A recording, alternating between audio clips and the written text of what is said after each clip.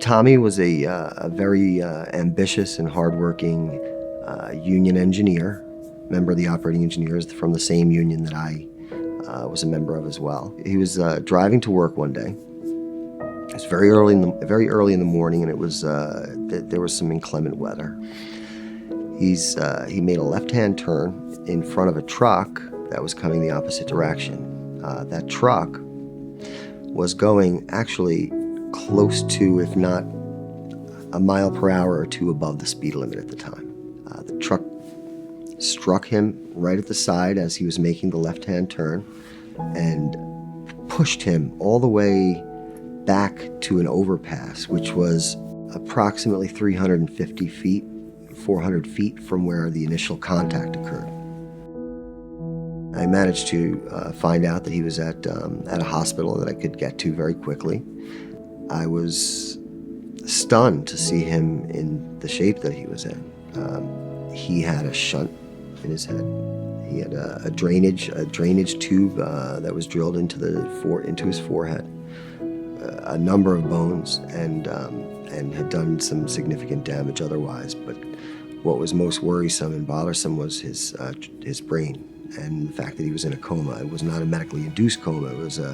He was in a coma, and it was touch and go there for a while. This remarkable man, Greg Hack, came in there, and he was talking to me. He would come in there. I was in a coma. I'd hear his voice, and he told me to come back. Everything's gonna be okay.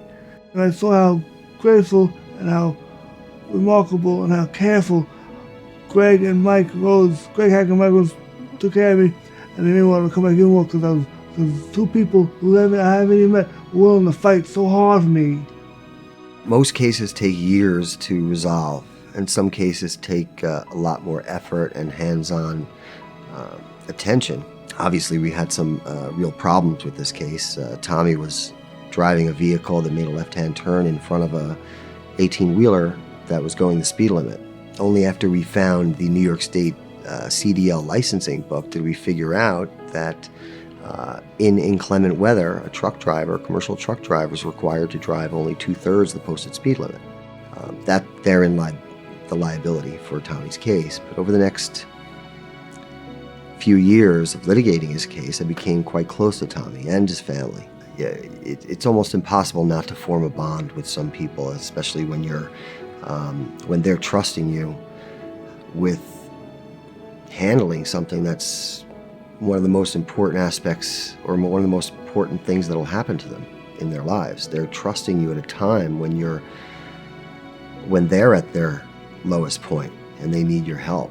In Tommy's circumstance, Tommy's case took a number of years to resolve, but we've remained friends, and we've remained good friends. I think he lights up every time he sees me come to the door, and frankly, I do too. I get just as much from that relationship as he does. We're lifelong friends. Greg's the reason I wake up every morning, because I know I have a good future, a safe future. And Mike Rose, whenever I call up and Greg's not here, I talk to Mike Rose for like a half hour. But they're awesome. They make me feel so safe. I'll do anything for them, within reason. But they're remarkable guys. I don't know how to ever repay them.